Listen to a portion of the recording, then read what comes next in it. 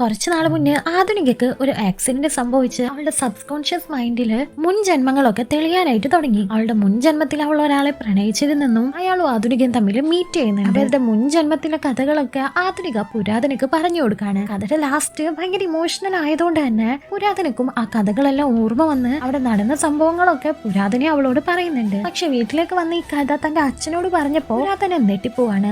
അച്ഛന്റെ ഒരു mental patient ആയിരുന്നു ആധുനികാന്നു. അച്ഛന്റെ ബുക്കിൽ അച്ഛൻ എഴുതിയേക്കുന്ന കഥ അച്ഛൻ പറഞ്ഞു കൊടുത്തത് തന്നെ തിരിച്ച് ആധുനിക പുരാതനക്ക് പറഞ്ഞു കൊടുത്തതായിരുന്നു. ആധുനികക്ക് വലിയ പ്രശ്നങ്ങളൊന്നും ഇല്ല, നിങ്ങളുടെ എൻഗേജ്മെന്റ് ഞാൻ നടത്തി തരാന്ന് ആ ഒരു അച്ഛൻ പറയുന്നുണ്ട്. അങ്ങനെ അവരുടെ എൻഗേജ്മെന്റും മാരേജും കഴിയുന്നുണ്ട്. മാരേജ് കഴിഞ്ഞ അപ്പൊ തന്നെ ആധുനികക്കുള്ളത് മെന്റൽ പ്രോബ്ലം ആണെന്നും നമുക്ക് മുൻജന്മം ഒന്നും ഇല്ലാന്നും പുരാതന ആധുനികനോട് പറയാണ്. പക്ഷെ നിങ്ങളുടെ അച്ഛൻ പറഞ്ഞതൊക്കെ നുണയാണെന്നും ഞാനാണ് അച്ഛൻ ഈ കഥ പറഞ്ഞു കൊടുത്തതെന്നും ആ ഒരു കഥയെല്ലാം അച്ഛൻ ഒരു ബുക്കാക്കി ഇറക്കി അയാളുടെ സ്വന്തമാക്കി വെച്ചേക്കുന്നതാണെന്നും ആധുനിക പറയാണ്. ഇതെങ്ങനെ ഞാൻ വിശ്വസിക്കും എന്ന് ചോദിച്ച പുരാതനയോട് ലാസ്റ്റ് നമ്മളുടെ മുൻ ജന്മത്തില് നീ എന്നോട് പറഞ്ഞ കഥ എനിക്കറിയില്ല, അതുകൊണ്ട് തന്നെ ഞാനത് നിന്റെ അച്ഛനോട് പറഞ്ഞിട്ടില്ല.